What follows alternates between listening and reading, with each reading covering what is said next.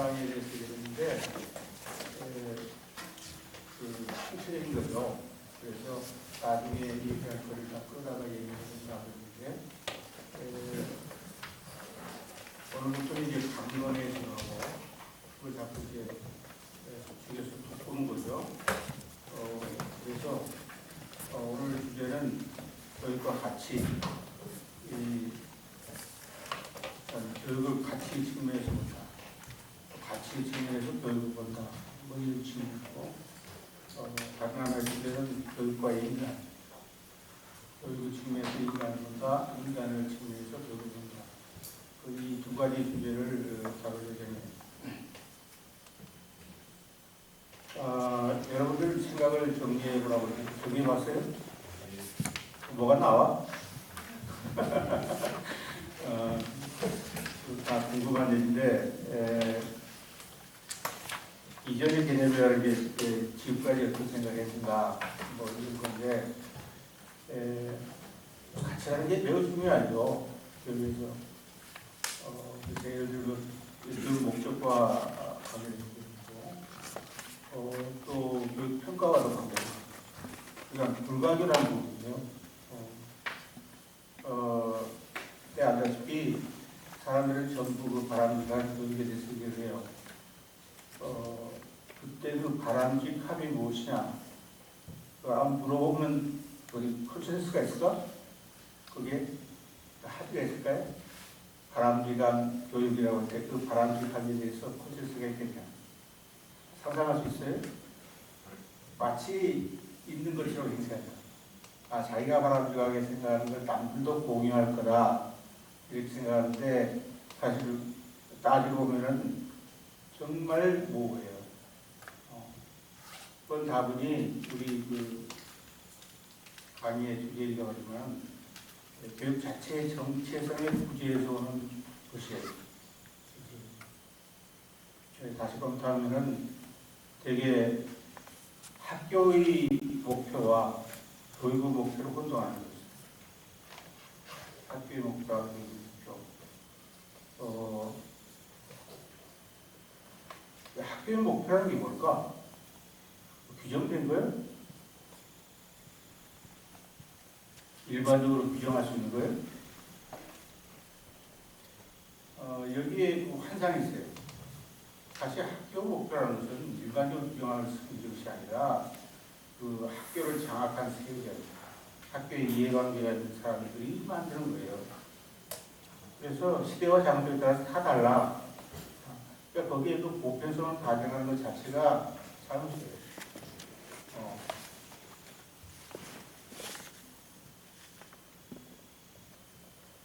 그 다음에 또 하나의 교육관이 뭐예요?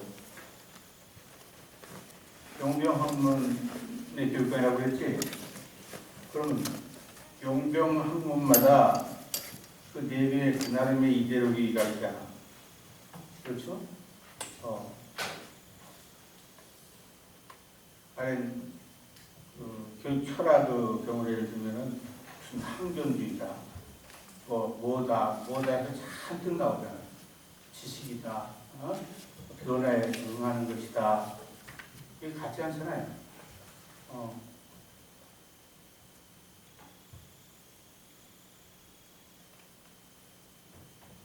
심리학 쪽으로 가면은 어떤 의미에서 같이 중립적인 측면인 것 같지만 그렇지도 않아요.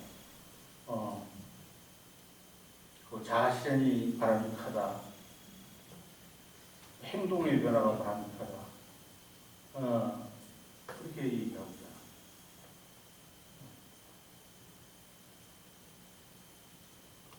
그 사회학 쪽에 들어오죠. 사회를 재생산하는 것이다. 아니다. 사회를 재건하는 거다. 개혁하는 거다. 그런 주장 나요, 안 나요? 전혀 다른 가치 기준이 잘못 없단 말이에요. 근데 하신 그런 것은 기능주의 교육관이에요. 이제 여러분들이 이제 잘 익숙해졌겠지만, 무슨 기능을 하는 것이 교육이라는 거야. 그래서 교통부터 입시, 입유까지 온갖 특정한 것, 이질적인 가치를 적용해서 여기 생산에 인간을 규정을 하고 있다는 거죠. 그 여기 이론이라고 한다고 그랬어요. 근데 결국 예제적 가치라는 것은 무한대로 열려있잖아. 그래 안 그래? 결국 밖에 가치니까 무한대로 열려있단 말이죠. 그러니까 논의가 이루어지겠어요, 이걸. 가치 하면서 그런 일이 일어날 수가 없는 거지.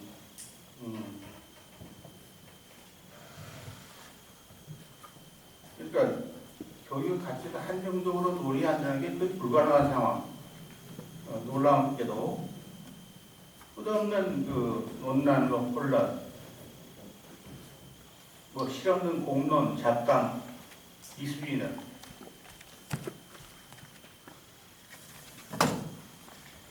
근데 결국 가치라는 게 그렇게 복잡한 게 아니에요. 정말 간단하고 명료합니다. 그 교육 본질에 따른 게 너무 간단하고 명료합니다. 이미 다 보편적으로 규정된 거야. 그걸 외면하고 지금과 같은 가치 혼란이 나오고.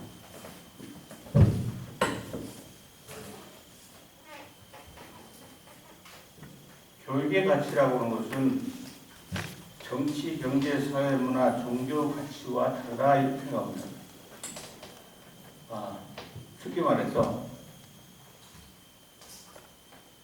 근데 그 구분되는 게 어떻게 구분되는가? 그렇게 따져나가면은 쉽게 해명이 됩니다.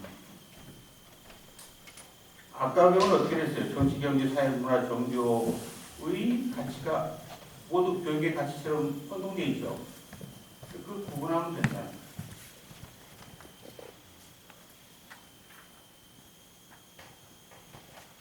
이제 그 얘기 좀 하려면 가치 일반에 관한 최소한의 검토가 필요합니다. 가치 일반에 대한. 가치가 무엇이냐? 뭐는 얘기예요. 철학자들 논의 많아. 그냥 어디서 구분돼야 될 게 동기와 차이가 어떤 거냐 이런 게 있어요.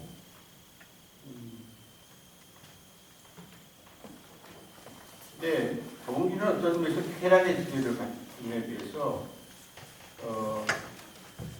가치는 단순히 좋아하는 것이 아니라 그렇게 해야만 하는 것을 좋아하는 거예요.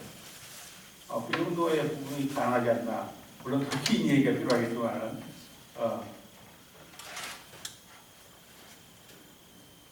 그리고 가치라는 것은 누가 규정하는 게 아니라 오랜 인간의 경험에서 누적된 거예요. 누적되고 검증된 거예요. 검증이 온 거라고. 철학자들이 안다 그러면 그 무식쟁이. 또 가끔 철학자들이 그 무식쟁이 짓을 해요. 자기들이 무슨 가치를 규정하는 걸 있었어. 얘기를 하는데 아무 권리도 없죠. 그리고 오랜 경험을 통해서 습득된다. 가치라는 거죠. 가치 감각이라고 하는 거죠.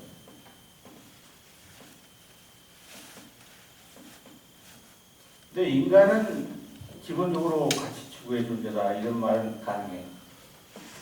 유별나게 가치를 추구하는 존재다. 이렇게 얘기하시는데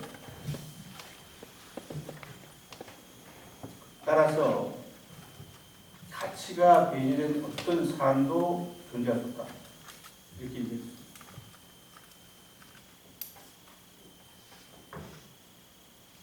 흔히 가치 중립이라는 말을 쓰는데 value neutrality라고 말을 쓰는데 그 말은 다시 바꿔 얘기하면 지금 있는 가치를 따르겠다는 뜻도 같아요. 중립이라는 게 있을 수가 없으니까 지금 있는 가치를 그대로 따른다. 그 말이겠지.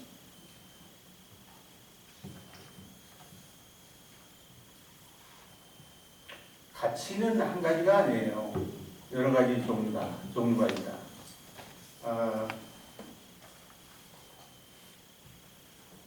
종류를 구분하는 방법이 여러 있겠지만은 세계와 관련해서 우리가 구분할 수가 있어요. 세계. 그래서 각각의 세계가 독립되어 있고 자율적으로 그렇다면은 그 세계 안에 고유한 가치와 세계 밖의 온갖 가치도 있을 수가 있죠. 분류상.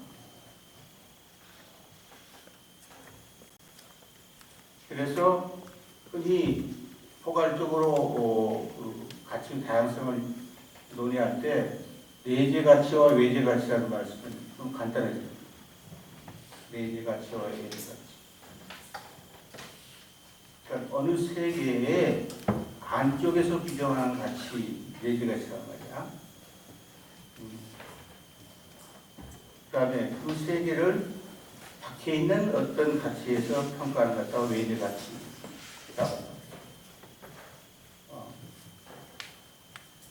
어떤 세계를 중심으로 내재와 외재를 나누고 그 가치가 안쪽에 드러나는 것과 내재 가치, 바깥에서 규정되는 것과 외재 가치라고 한다.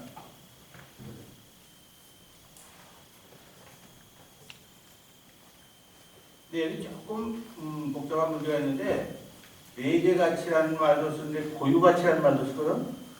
고유한 가치. 사실 내재 가치라는 말은 두 가지 요소가 있는데 하나는 고유하다는 거, 둘째는 둘째는 그 자체로서의 향유할 가치가 있는 거 이렇게 보는데 어느 경우는 그 두 번째 요소가 좀 의심스럽게 있어요. 조금 이따 얘기할 얘기만 했는데 정치, 경제, 사회의 세속계적 가치가 그 자체로서 향유할 만한 가치냐, 이 문제는 좀 논의가 필요해. 논의가 필요해.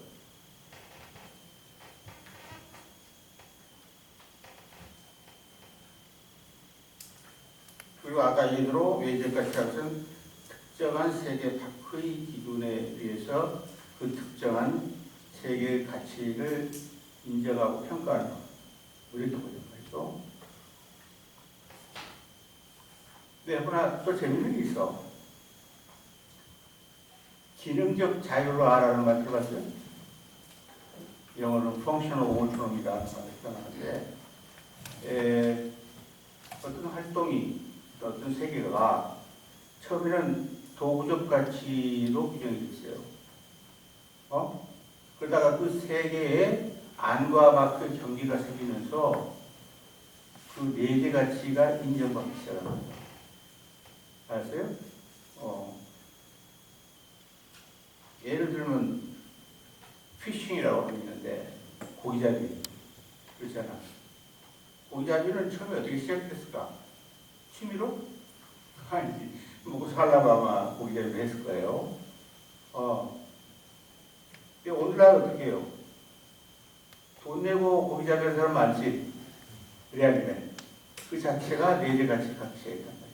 피싱이라는 건 안과 밖에 부분이 생기고 그 다음에 그 자체에 몰입하는 그런 일이 벌어지고 있다. 이때 피싱이라는 활동은 기능적으로 자율화됐다. 기능의 구애를 받지 않는다. 그런 뜻이겠죠?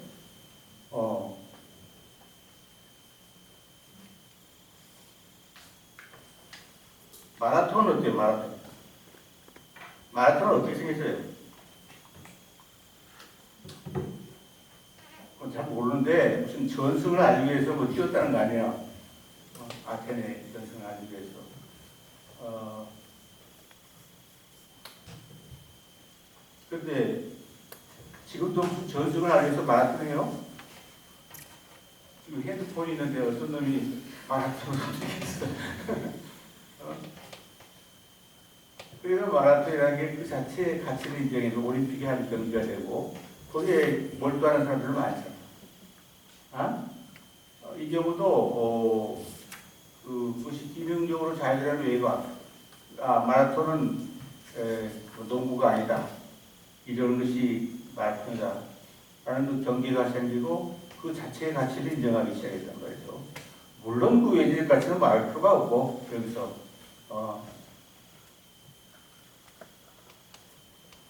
예술의 경우는 어때요? 예술. 옛날에는 그 후원자에 대한 보답이 있어요. 경제적으로 먹고 살려고 일종의 종로를 했다고도 볼 수도 있어요. 아마 모차르트 이전까지도 그랬지 않을까 생각이 드는데, 그때 음악가 입장에서는 그게 아닙니다. 이거 돈 받고 하는 것은 너무 무가치하다. 그래서 자기 나름의 그 자유화를 이렇게 나왔다. 그래서 음악을 하기 위해서 돈 버는 그런 방식으로 됐습니다. 돈 벌기 위해서 음악하는 게 아니라 먹고 살기 위해서. 이런 것도 전부가 기능적 자유화의 한 예예요.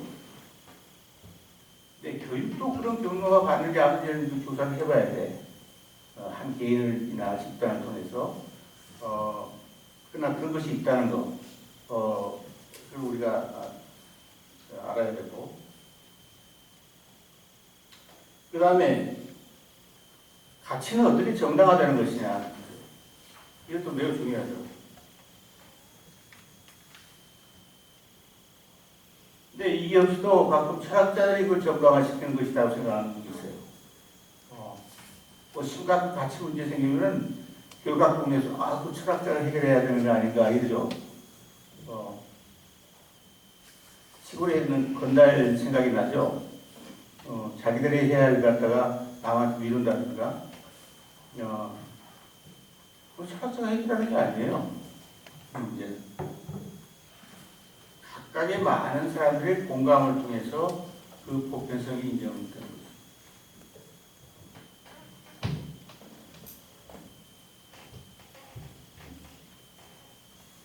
그래서 그 특정한 가치, 이 내지적 가치는 그에 대한 체험에서 나오는 거예요. 좋다.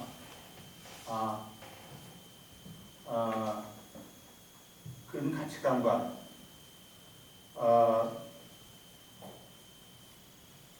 그러니까 나중에는 내재 가치는 어떤 식으로 나오냐면 여타의 이해관계를 떠난 원리구 대상으로 나와요.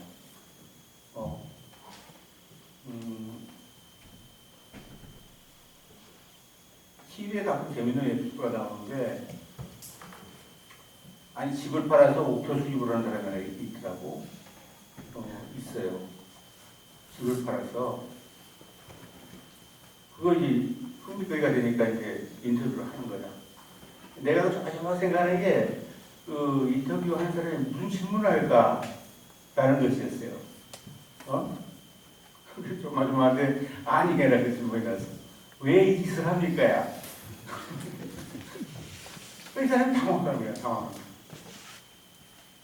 아니 왜 이 짓을 하냐는 말이야. 하는 이유가 없단 말이야. 하는 게 좋아서 하는 거예요. 그래도 내질 가치를 인정하는 거야. 옥토수입에 대한. 대부분이 그래. 또 텔레비도 가끔 나오지.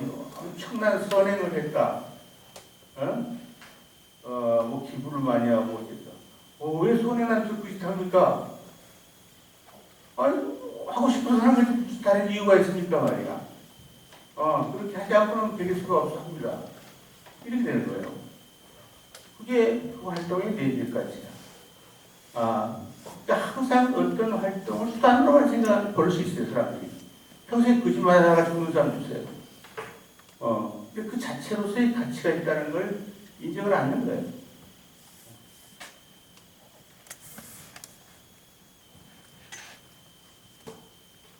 에베레스트는 왜 고생해서 올라갑니까? 또 물어보는 놈이지.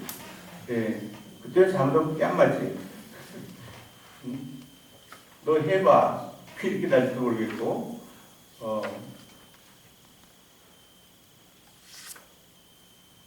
근데 이것은 학문적 입증으로 되는 게 아니다. 이 말을 내가 하려고 하는 거예요.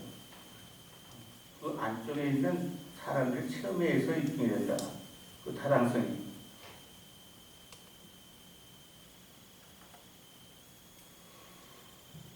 그 다음에 외적 가치라고 하는 것은 어떤 활동의 외적 가치라고 하는 것은 그 내적 가치에서 그 세 가지가 유지됨으로써 어떤 부차적으로 생기는 가치예요. 그러니까 외적 가치는 이미 결정된 거예요. 규정하는 게 아니야. 여기서 매우 중요해. 외적 가치는 규정하는 게 아니라 이미 결정된 거예요.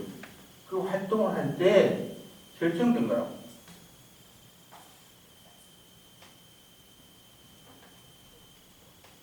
그러니까 어떤 철학적인 논쟁이나 논리가 아니라 과학적으로 검증해 나가야 된다.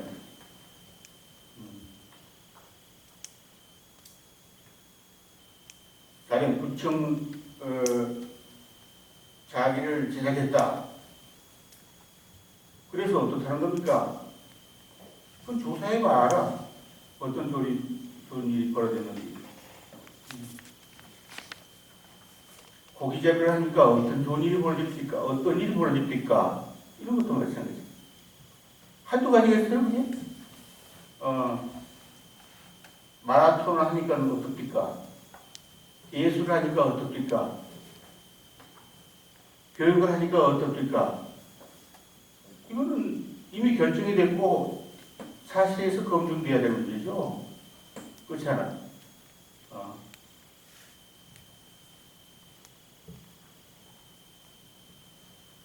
어떤 사람이 얼굴이 예뻐집니다 이런 말도 할 수 있어 없어? 부청사기 제작을 하니까 얼굴이 예뻐집니다. 검증해 봐야지. 실제로 얼굴이 예뻐지는지. 이게 규정할 문제는 아니란 말이에요. 우연적인 사건이란 말이에요.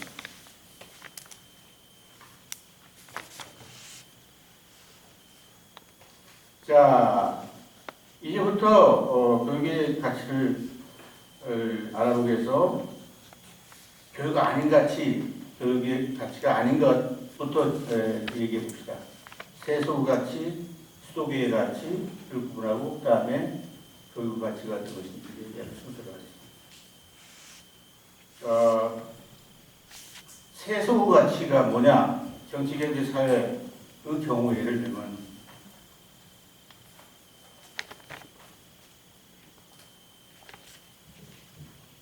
정치적 가치가 뭐냐?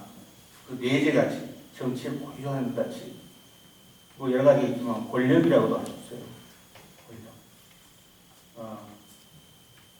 권력의 배분 문제가 정치에서 제일 큰 문제죠.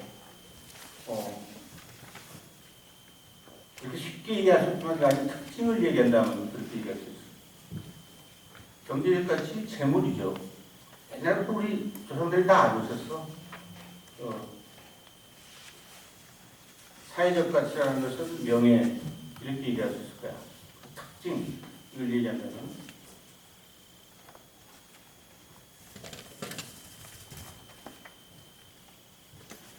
소말로 부귀영화 아죠.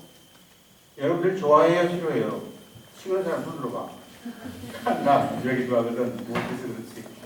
예, 좋은 거예요. 그리고 사회라고 하는 것은 그런 그 미끼를 가지고 사는 콘트라죠. 사회에 잘 적응할 때 그런 그 권력을 준다든가 재물을 준다든가 명예를 주겠죠. 그러니까 이 가치는 상당히 그 내가 향유하는데 외부적 조건에 부합해야 돼요. 그리고 그 외부 조건에 적응하지 못하면은 경쟁에서 낙오한다는 특성이 가지고 있습니다.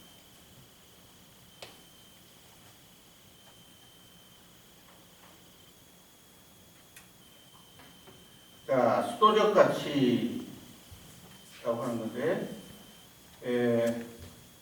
아까 세속적 가치를 추구하는 것도 좋지만은 왠지 사람들에게 마음속에 불만과 공허감이 또 남을 수가 있지. 뭔지 말이야. 권력도 잡아봤고 돈도 벌어봤고 명호도 얻어봤는데 뭐가 빠진 게 있다. 그 빠진 부분에 중요한 것이 수도적 가치일 수 있어요.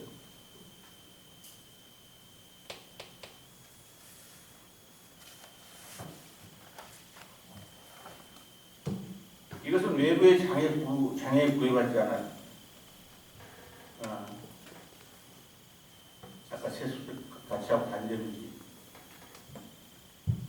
세상은 비방이나 영예도 돌볼 수가 없어요. 그 자체의 가치가 있기 때문에, 그 자체의 보물을 지니고 있기 때문에. 그 다음에 권위나 무력에서 굴복되지 않는다.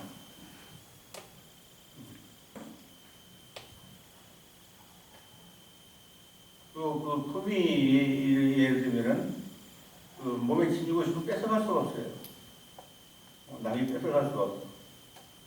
재산이나 명예나 지위는 뺏어갈 수 없어요. 그래서 내면의 평안을 유지할 수 있다. 그래서 수도계 한 사람은 되게 세속과의 거리를 두려고 합니다. 세속이 나빠서가 아니라 혹은 거기에 패배의식이 있어서가 아니라 자기 목적의 분산을 막기 위해서 그런 것입니다.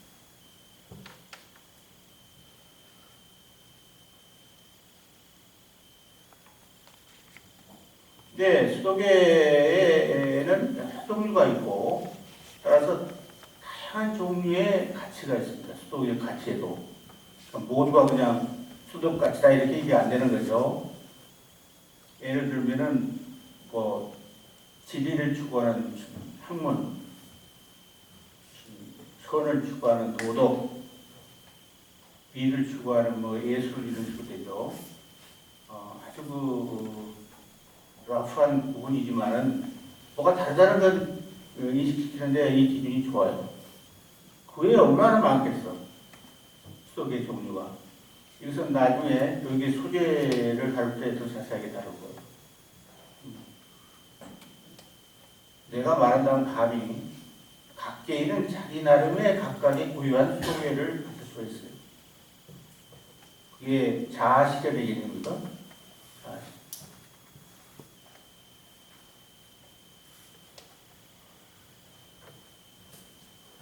또 하나는 수준의 다양성을 얘기해야 되겠어요. 그러니까 수도계는 계속 발전하는 점입 과경의 세계이기 때문에 수준이 있어요. 얼만큼 그 길을 갔느냐. 수준의 차이가 있잖아요. 그래서 그 진위 혹은 선과 이추, 아름다움과 아름답지 못한 거 이런 식의 이제 기준을 두죠. 분류를 한다고 그 수준을 얘기하면서. 근데 그게 맞는 말이에요? 수준은 그냥 거짓말과 참말이 있고 악과 선이 있고 또 무슨 아름다움과 뭐 아름답지 못한 게 이렇게 이분법적으로 얘기할 수 있을까? 그게 잘못이에요. 우리가 이해의 편의상 그렇게 얘기하는 것이지 그 세계에 가면은 후진의 편에서 니라고 생각한 것 같다가 선진의 편에서는 추라고 생각하고 선진의 편에서 이게 진리라고 생각하는데 아니 후진의 편에서 우진이라고 생각하는데 선진은 wrong이라고 하죠. 후진의 편에서 이것이 옳다 저쪽으로 얘기하는데 선진은 그렇지 않다라고 얘기합니다. 그러니까 그 비교의 문제예요. 그러니까 비교를 위해서 이항 대립적으로 설명을 하지만 사실은 같은 차원이에요.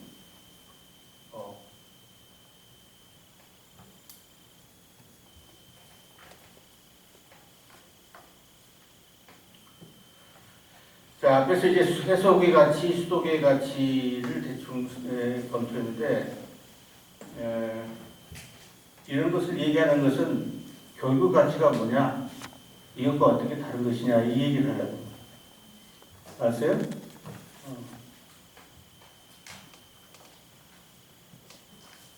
근데 교육의 가치를 얘기할 때 하나의 전제 조건이 뭐야? 교육이 뭐냐? 그렇잖아. 응? 근데 사람들은 나쁜 버릇이 있어요. 왜냐면 교육의 가치가 항상 여기서 구하는 거야. 어디에 쓸모 있느냐 이런 관점에서 모르겠다. 예.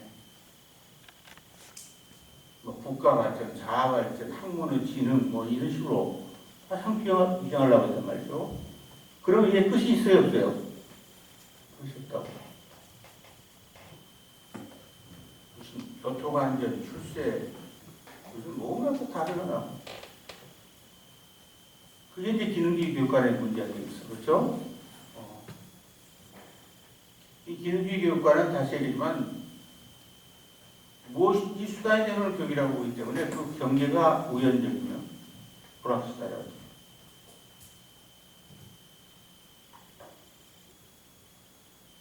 무엇인지 모든 부류를 갖다가 기능만 얘기하고 있단 말이죠. 안 되죠.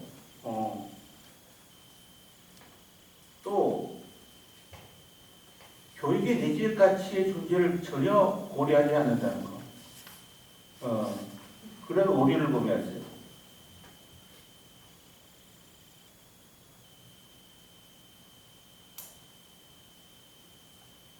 교육학자들과도 그 문제를 진지하게 토론한 적이 없어요. 내가 기억하는 없다고. 그런데 우리가 교육 현상이라는 걸 우리가 공부해야 되고 양과 각이 있다는 걸 우리가 규정하려고 그랬죠. 적어도 교육 이론적인 대안도 내고 그래서 이제서야 제대로 교육의 가치에 대해서 얘기할 출발 선상에 있다고 봐져요. 이제야 본론적으로 교육의 가치에 대해서 얘기할 어떤 출발 선상에 있다. 이렇게 얘기할 수 있어요.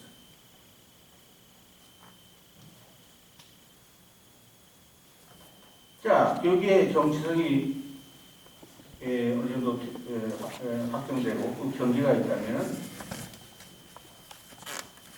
교육의 가치는 그 내재 가치와 수많은 외재 가치의 총체라고 해요.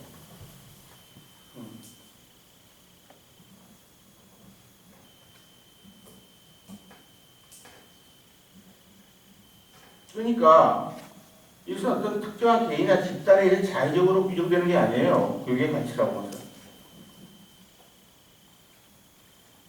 그 자체에 의해서 규정이 되는 거야. 되어 있는 거야.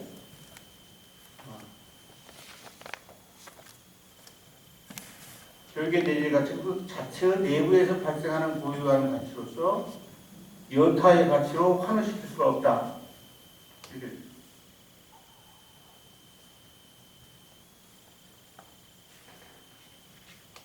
그러니까 그 결과가 아무리 초라한 것이라도 할지라도 그것을 얻기까지 그 과정이 그 교육의 내재에 충실한 것이라면 그만큼 교육 가치가 교육의 내재 가치가 실현된다. 이렇게 얘기했습니다. 그리고 사실은 교육 현상은 그런 내재 가치로 무장된 사람에 의해서만 지시될 수 있는 거예요. 이 자체가 이 가치 있는 거다. 라고 느낄 수 있는 사람에 의해서 교육은 그 자체의 정체성을 지킬 수가 있다. 이거 중요하죠?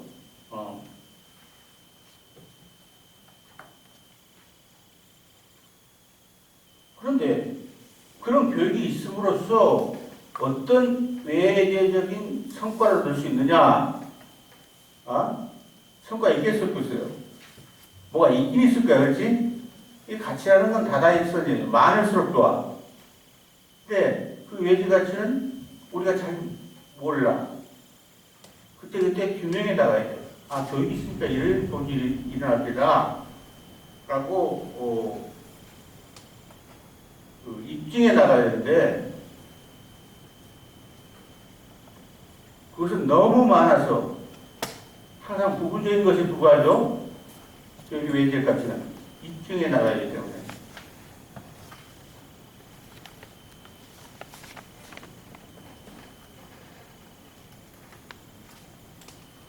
여러분 아스피린이라는 약이 있는데 이 아스피린이 감기약이라고 그랬어요. 그치? 근데 그 약을 먹으면 다른 어떤 또 다른 효과가 나와야 하나. 그래서 그 지금 연구 중이야. 아스피린의 총치력 가치는 아직 증명이 안 됐어.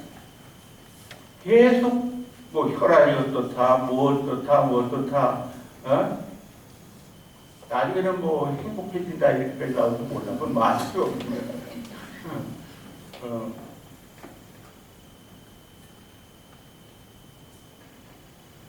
그런데 교육을 진행하는 데 있어서 결국 내재 가치에 의존하느냐, 외재 가치에 의존하느냐에 따라서 그 양태가 전혀 달라집니다. 그 양태가. 내재 가치에 의존하면 하면 할수록 자꾸 그걸 하게 되죠. 반복해서. 그래야 안 그래. 외재 가치는 그 외재 가치가 실현되면은 중단되겠지. 그렇죠? 엄청난 차이가 있는 거죠. 그만큼 내재 가치와 외재 가치는 어디에 의존하느냐에 따라서 전혀 격이 다른 양태를 보인다. 이렇게 할 수 있어요.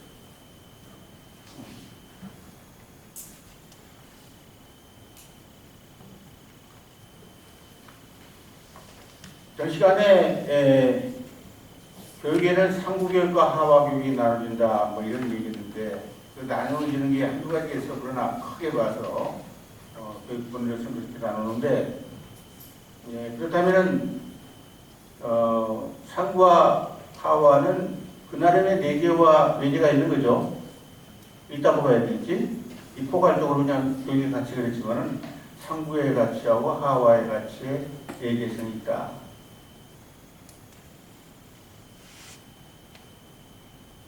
이렇게 독립적인 것이라면은 상부 교육의 결과에 의해서 하와 교육의 가치를 평가하는 것은 부당한 거죠. 각각의 그 나름의 가치가 있기 때문에.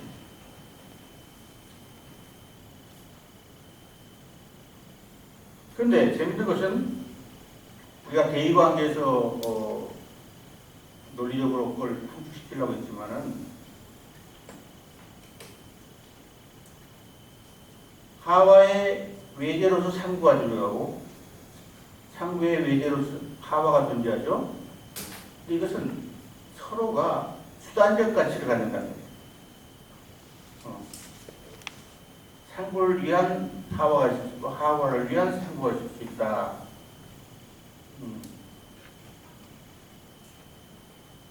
이게 각각의 내재 가치를 가지고서 다른 것에 또 수단이 된다는 뜻이야. 가치론적으로 보면은. 그래서 이걸 교학 상장이라는 말로 옛날 사람들이 쓰기도 했고 한 개인을 두고 상부학에서 하와하면 하와학에서 상부한다. 서로 돕는다. 불경에서는 줄탁동시라고 그래요. 줄탁동시. 그러니까 알이 병아리하지 않을 깨고 나오는데 병아리가 까지도 하고 언니가 까지도 해서 이제 나오는 거죠. 서로 돕는 거죠.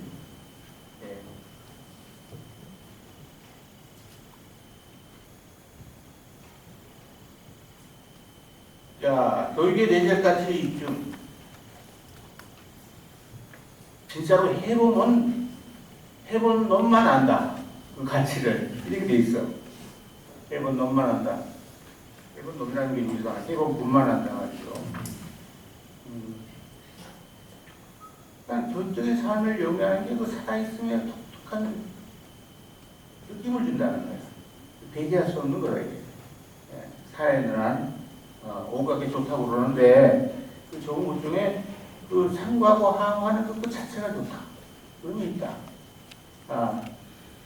살만하다. 그렇게 함으로써 그런 게 있다고. 모든 걸 도구로만 생각하는 사람은 균형을 놓치고 있어요.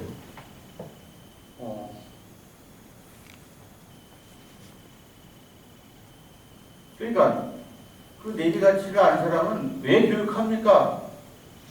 글쎄요. 별다른 이유가 있나요? 좋아서 하는 거죠. 의미가 있어서 하는 거죠. 보람이 있으니까 하는 거죠. 이렇게 들어가는 거죠. 다른 이유, 뭐 첫째, 둘째 이런 사람 벌써 틀렸어.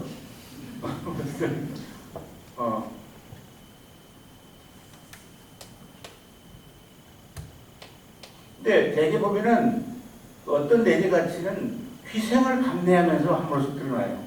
그 증거가 그냥 대가를 치르면서 그 짓을 한다. 그러면 그 내재 가치에 감흥하고 있다고 봐야 되겠죠. 그 사람은. 자, 그래서 내가 몇 가지 생각해봤는데 여러분들 상식적으로 뺨 맞으면서 훈수하기 알아요? 뺨 맞으면서 훈수한다. 상당히 하와의 내재가치 충실한 사람이에요. 뭐 아는 사람이야. 뺨 맞을 거 할만하다. 이건 그래 안 그래?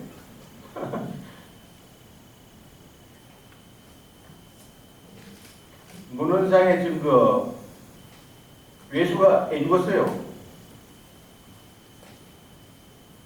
그 짓 안 했으면 안 죽었을 텐데. 소크라테스가 왜 죽었어요? 그 짓 안 했으면 될 텐데. 강렬하게 하와의 가치, 내재 가치를 증명한 사람이에요.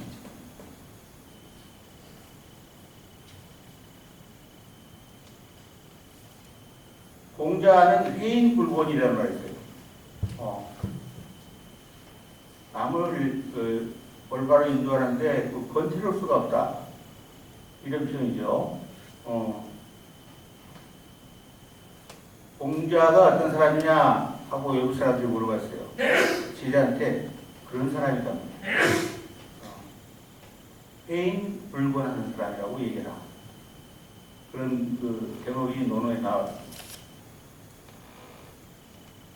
맹자는 삼낙 중에 하나라고 했어요. 세상 사는데 낙이 세 가지가 있는데 그 중 하나가 교다. 이렇게.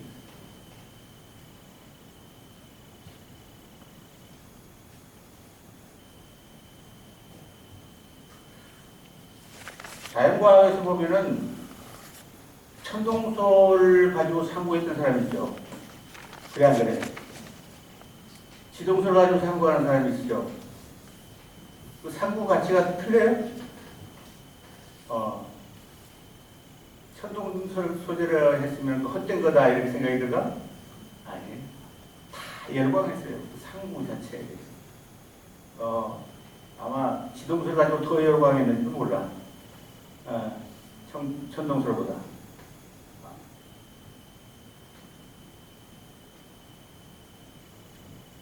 얼른 생각나는데, 불구봉으로 그 남산 오르기를 1년 동안 연습해가지고 올라가는 어떤 프로그램이 있었다고. 자, 남산은 밥 먹고 산책하면서 걷는 길 아니야. 그걸 갖다가 1년 동안 연습을 해가지고 오르는 거였어요.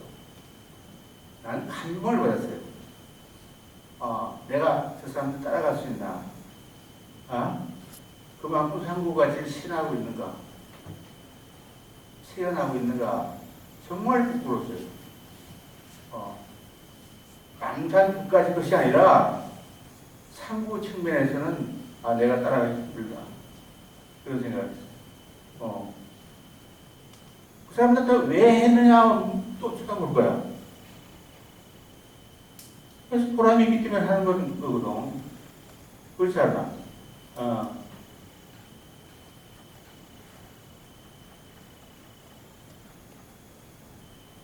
자, 그럼으로써 어떤 일이 벌어지느냐는 아까 검증 문제라고 했어요.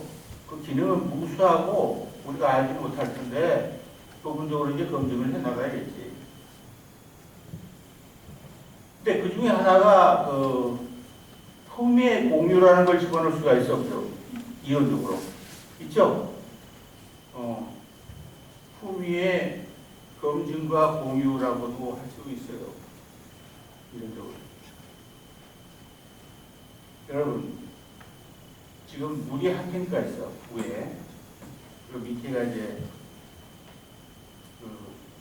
그 물을 밑으로 채웠어요.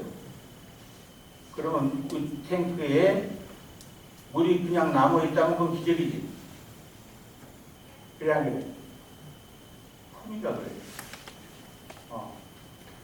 한다고 해서 내 것이 없어지는 게 아니야. 점점 불어나.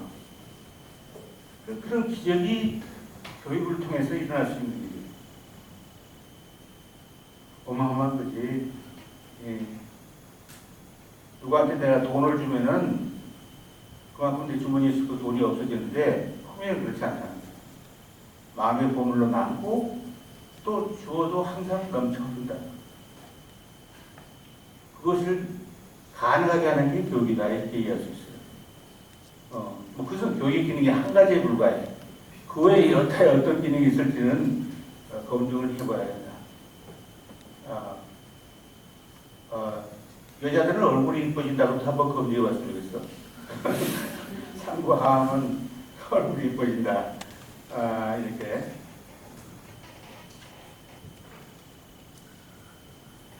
자, 이제 이 정도까지 왔으니까 이제 교육의 목표와 평가라는 문제를 이해할 수 있겠네.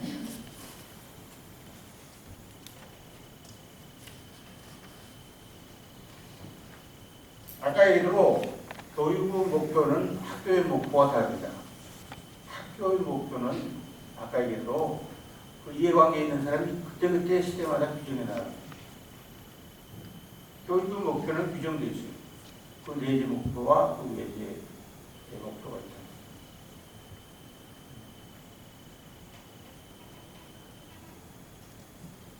학교의 기능에 대해서 생각해 본 적 있어요?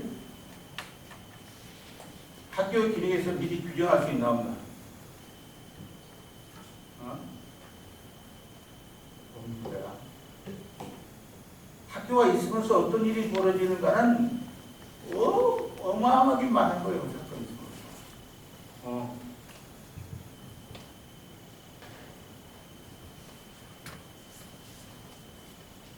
그래서 가끔 학교의 목표와 기능이 갈등할 수도 있겠어요. 갈등할 수 있죠. 목표를 그렇게 세워봤는데 사실은 기능은 달리한다. 그런 것이 얼마든지 가능합니다. 그런 개념적인 분리를 해야 학교를 제대로 이해해야 합니다. 또 학교를 평가할 수 있다고 해요.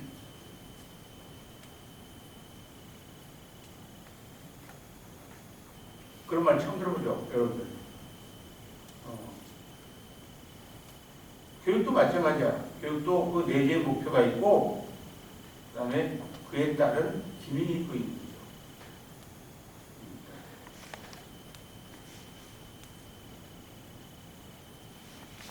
그러니까 교육 자체의 목표는 어떤 외지적 정당화가 필요하지 않아요. 그 자체가 보람이 있는 거.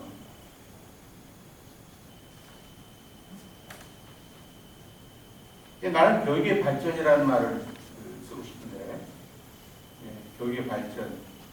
옛날 내가 대학원 다닐 때쯤에서 정모 선생님이 국가 발전을 많이 말씀하셨어요. 정치 발전, 경제 발전, 쭉 말씀하다가, 결국 그 발전을 촉진하는 수단이 돼야 된다. 내가 또 한참 열을 올리시고 했는데, 그때 그 발전은 따로 없나? 다른 발전의 수단인가? 이런 생각이 들었고요. 그 다음에 내가 한때 그 KD에서 한국 교육개발원이라나 그래서 매년 정기적으로 뭐 행사 치르듯이 하고 있는 게 교육 발전에 대한 세미나가 있었죠. 리포트. 그래서 그때 그 전두환 정부에 들어서 이제 민중을 이렇게 카운트다운 시키기 위해서 연구소에다가 다 그 프로젝트를 줬어요. 연구소마다. 그 발전 계획이라는 걸 만들어보라. 그러니까 이제 KD에 교육 발전이라는 것이 떨어진 거야. 그런데 항상 나오는 리포트가 뭐냐면 정치, 경제, 사회, 문화 발전을 위한 교육이다. 캐치프레이즈가 그래. 프로젝트 캐치프레이즈가 그래. 예? 아까 내가 정모 선생님한테 회의를 가졌던 그 부분하고 똑같아요.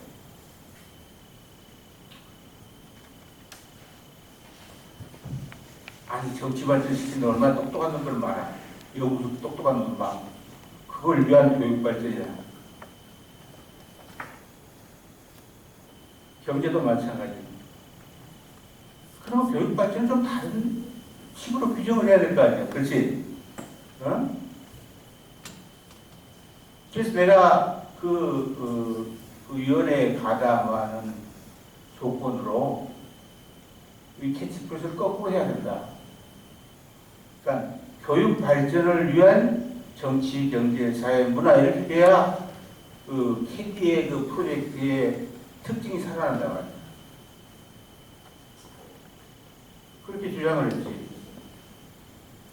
거기에 참여한 교육학자한테 그럼 무슨 말이냐? 처음 듣는 소리라는 거야. 교육 발전을 위한 정치, 경제, 사회, 문화, 처음 듣는 소리야. 나도 처음 해봤지. 잘 몰라. 지구락상으로. 근데 재밌는 일이 벌어졌어요. 그때 그 정치학자, 경제학자, 사회학자 무슨 다 왔는데 경제학자가 그러더라. 자기도 말이 맞다. 그야말로 경제야말로 수단이다. 내가 공부해봐야. 근데 여기는 왜 교육이 경제의 수단이라고 하니 이해를 못하겠다 말이야. 자기가 무슨 애를 교육하는 장소로 보낼 때 돈 벌으라고 할 생각은 전혀 없다는 거지. 근데 여기서는 항상 돈 버는 거 꼭 하게 되겠다. 인력 개발 해가지고. 그래서 다른 교육학자들은 무슨 말인지 모르겠다. 그런데 경제학자가 제일 나를 착용했어요. 그 캐치프레이즈 맞다. 근데 당시에 내가 교육이라는 걸 알았다. 말은 그렇게 했는데 몰라 사실. 교육 자체가 상당히 오래전이니까. 내가 제2교육 하기 이전이니까. 그래서 적당히 자아실현 개념으로 내가 언급을 했어요. 그럼 물론 전체 내용은 경제 발전을 위한 교육이었고, 그러나 최초로 처음으로 교육 발전을 위한 정치, 경제, 사회, 문화라는 말을 썼어요. 근데 그때 그 참석했던 그 후배가 하나 있는데, 교육 행정하는 친구인데, 서구만 얘기지, 윤씨인데 말이에요. 이 친구는 그때 무슨 말인지 몰랐어요, 그걸. 그러다가 국회에 가서 내가 쓴 용어를 한번 써봤대요. 근데 국회의원들이 다 돌아가더래. 교육 발전을 정치, 경제, 사회, 문화 하니까, 그 예산 주자. 뭐 이랬다는 거야. 그래, 나한테 그래. 형님, 처음으로 내가 그 용어를 멋있게 써봤습니다. 그게. 그러니까 용어를 못 만드니까 지금 이 꼴이 되는 거야. 용어. 그런데 사실 그때부터 내가 제2교육을 해야겠다는 생각이 들었어요. 부끄러워서. 자아실현을 적당하게 교육이라고 생각했으니까 내가 심리학자로서 최선을 다했는데 사실 몰랐거든. 그래서 했고 지금은 분명해요. 대덕이 많은 사람이 교육적인 삶을 향유하도록 하는 거야. 이게 교육 발전이야. 교육의 주체로서의 삶을 향유하는 거, 하게 하는 거, 어떤 장애가 없이. 그게 교육 발전이란 말이에요.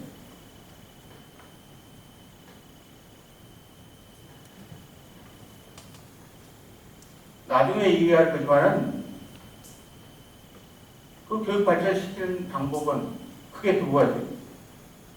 하나는 메타교육이라고. 메타교육이라는 것은 교육에 대한 교육인데 나중에 이제 다른 주제로 별도로 얘기하겠지만은 교육을 체득하는 거예요. 교육 자체를. 그리고 내재 가치를 아는 거예요. 교육을 통해서. 근데 그런 인구가 많을수록 좋다고 그랬죠? 그런 사람들에 의해서 교육이 지지된다고 그랬죠? 또 하나는 교육은 교육만으로 성립이 안 돼. 우리 삶에서. 교육 밖에 어떤 여건에 영향을 받는단 말이야. 이게 교육의 환경 문제죠. 그래서 어떻게 교육적인 삶을 향유할 수 있는 외부의 여건을 조성하느냐 하는 문제.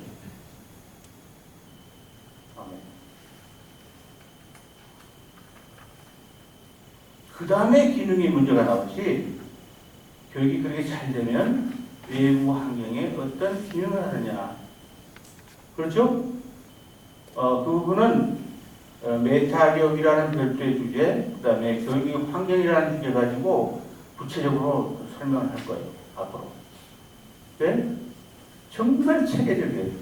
여기에 무슨 어떤 혼란이나 있을 수가 없고, 간단히 명료하죠.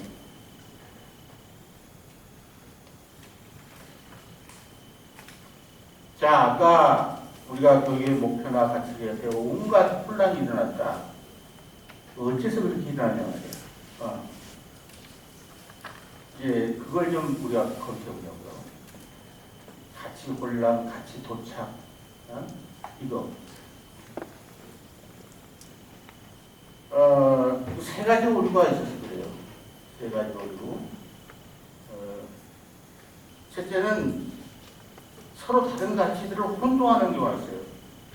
이게 범주착오라고 그래요. 둘째는 가치끼리의 갈등 가능성을 생각하자는 거예요. 어떤 가치와 어떤 가치가 갈등할 수가 있다. 어떤 사태에서. 그걸 고려하지 않는 거예요. 가치면 무조건 좋다가 아니라, 가치끼리 상충할 수가 있다는 거죠. 그 문제가 사실 가치 문제에서 제일 중요한 부분이야.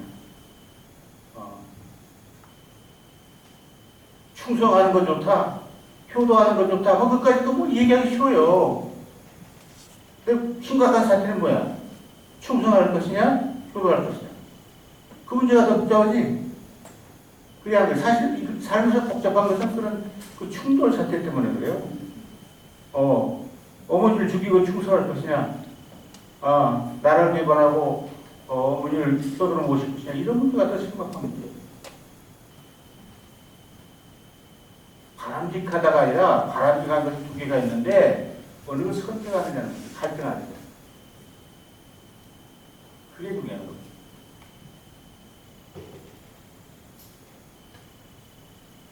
또 하나는 아까 선택을 해야 될 때 갈등 상황에서 본의 문제가 있거든요. 나는 어떤 본이다 라는 말을 할 수 있어야 하는데 그 본의 선택이 왔다 갔다 하면 혼란스럽다.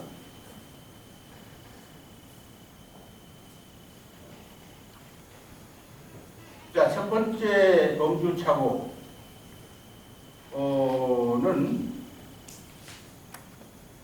가장 흔하게 있는 범주착오가 뭐냐면은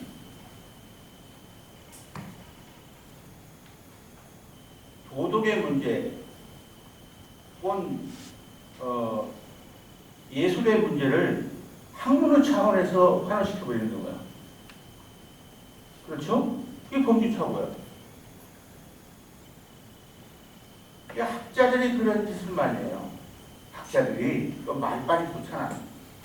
그러니까 그 학문적으로 환원시켜버린단 말이죠.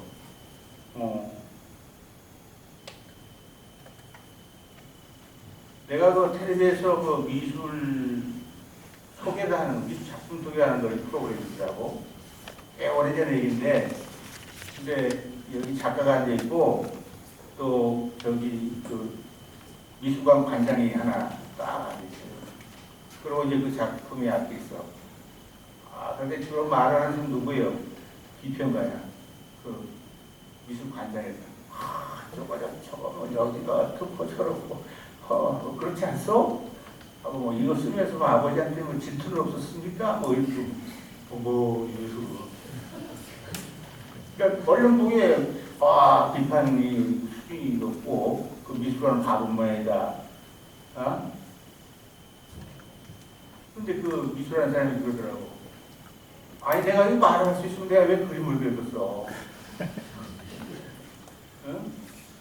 이거 환원시키는 거야, 그 장면을 갖다가. 지금 그 도덕교과라고 하는 거, 미술교과라는 거, 체육이라는 거 전부 학과목으로 맨 그 시대 안 해요, 학교에서. 그게 전형적인 데야. 놀라운 것은 그 칸트가 이런 말이다, 뭐 했다고 교과 써가지고 외우는데, 그런들이 자꾸 나와서 도둑질하더라고. 아니 이런 말하면 그렇지 않아요. 얼른 한 사례가 생각이 나는데 내가 미국에서 막 왔을 때 뭐 졸업저고지 해가지고 학생들 시험 볼 때 뭐 감독으로 나가래요. 마치 그 시험 과목이 뭐냐면 윤리였어요. 근데 전부 틀린 거야. 그놈들이 지금 정치하고 있어요. 이런 말하면 너무 또 강한 발언이지만 참 거짓말하고 있잖아. 그 도덕이라는 게 그렇게 오는 게 아닌데 학문으로 만든 거야. 이게 범죄착오예요. 범죄착오는 이제 하나 예를 들면 전등을 무게로 평가하고 금을 밝기로 평가하는 경우는 다름없어. 그런 일이 너무 비일비재하다. 거고 두 번째는 가치 갈등을 인정하자. 그 공존의 가능성을 우리가 모색하자는 건데 사실은 역사적으로는 가치 갈등이 굉장히 많았어요. 학문과 종교 예를 들어봅시다. 특정 문학적 가치하고 도덕적 가치가 얼마나 충돌했어요. 그렇잖아. 다 중요하죠. 그렇죠? 언젠가 이런 사례가 있더라고. 어떤 미술하는 사람이 사진작가인데 사람이 죽을 때 그 표정 그게 정말 아름다울 것 같은 거야. 이 사람이. 그래서 실제 죽이면서 촬영을 했어요. 그러니까 그에 대한 평가가 나쁜 놈 이렇게 나왔어. 나쁜 놈. 내 엄격하면 두 가지 기준을 적용해야 돼. 윤리적으로 나쁘지만은 예술가로서는 어떻게 보면 탁월성이 있던지 이게 나눠야 된단 말이에요. 모든 걸 윤리적 가치로만 평가할 때야 말이에요. 나도 동의할 수 없는 거 윤리적으로 망할 놈인데, 그러나 그 미술을 탐닉하려고 했던 그것을 전혀 무시해서는 안 된다. 이렇게 된다. 갈등하는 것은 갈등하는 대로 인정을 하고, 그런 식으로 평가하는 게 좋다는 것이죠. 갈등 상황에서 본인의 선택이라는 것도 굉장히 중요하거든. 아까 갈등한다고 할 때 그걸 공립시킬 수가 없다. 그럴 때 하나를 선택해야 되잖아. 선택된 것이 무엇이냐? 이게 본이야. 선택되지 않은 것이 이제 그 주변이고, 그 주종관계가 이제 딱 되는 거죠. 가치끼리는 주종관계가 있을 수가 없어. 선이 더 좋은 거냐, 미가 좋은 거냐, 진이 더 좋은 거냐 있을 수가 없어요. 다 좋은 것의 기준이니까 각자가. 그런데 미를 선택할 때는 미가 본위가 되고 진과 선은 주변적인 것이 된다. 이렇게 됩니다. 그래서 내가 교육 본위라는 말을 썼다. 라는 거죠. 교육을 중심에 놓을 때 여타 것은 어떤 것인가를 알아보는 거다 말이에요. 그래서 내가 양태라는 말을 썼거든. 외도교육의 양태, 세속교와 교육과 중첩변에서 세속고리로 그게 운영이 될 때 어떻게 되는가.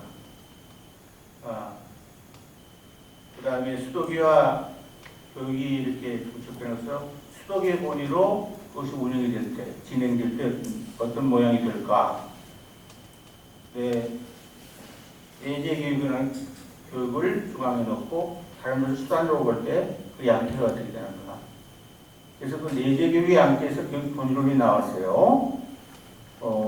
기억이 돼요? 그 현상 얘기할 때 그런 방식이 접근했는데,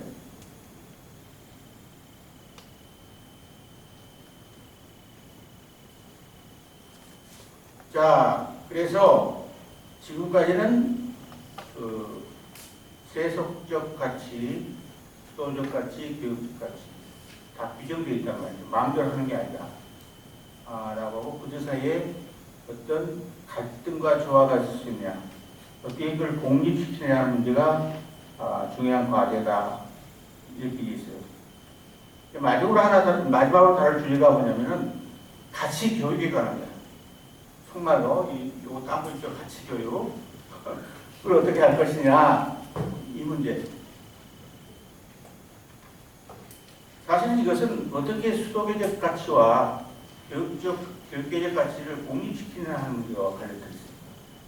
갈등하지 않고 공존시키느냐 그것과 관련된 것이다. 기본적으로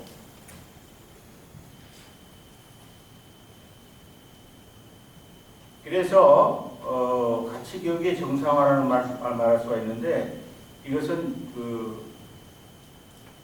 가치가 진짜 좋은 것이다. 그리고 그것에 나 것과 너 것의 충돌과 갈등을 어떻게 해소하느냐. 그것을 해소시키는 게 교육이다. 이런 데 해법이 있어요.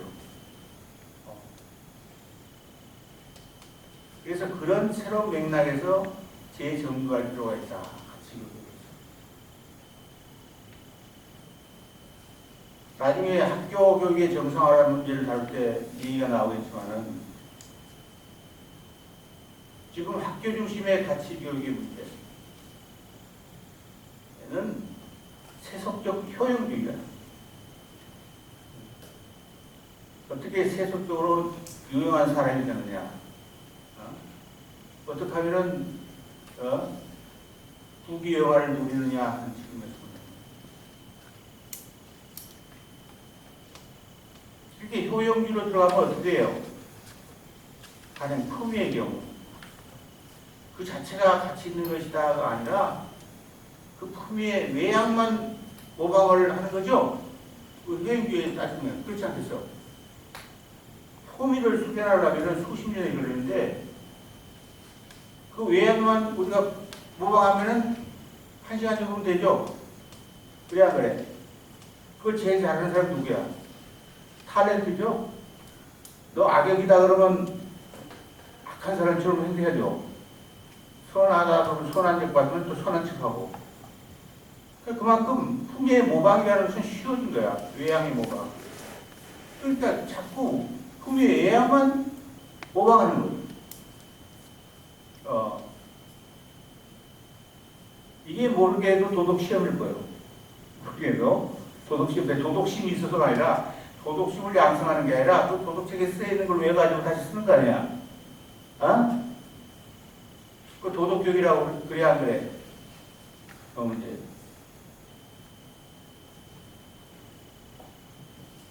그래서 수도계가 남은 눈치나 인정의 대상이 들어가죠. 그 수도계 목적은 완전히 다른 거지. 그 다음에 수도계 본의에 고압제가 많다. 저 높은 유토피아적인 수준을 가지고 모든 학생들이 다 그 유토피아 수준에 맞도록 맞추려고 한다. 뭐 칸트가 어떻고 뭐 해결이 어떻고 칸트 해결 아는 놈 있어요? 교과서 쓴 놈도 모르고 교사는 너무나 모르고 학생들은 너무나 벙벙하지.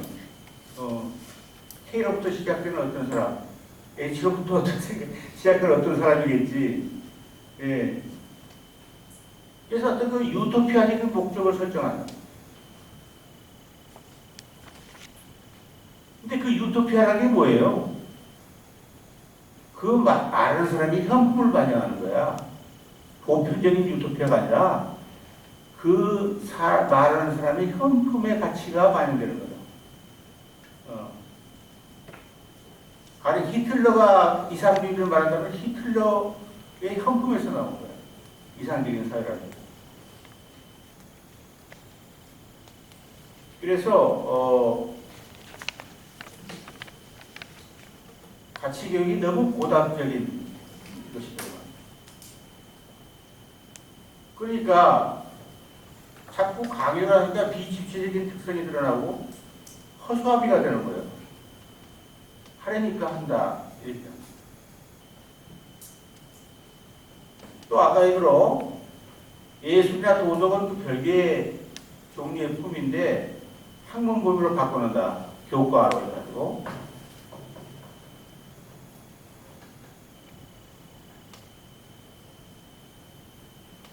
그래서 도덕에 대해서 많이 짓거리는 사람만 자꾸 양분되고 있어요.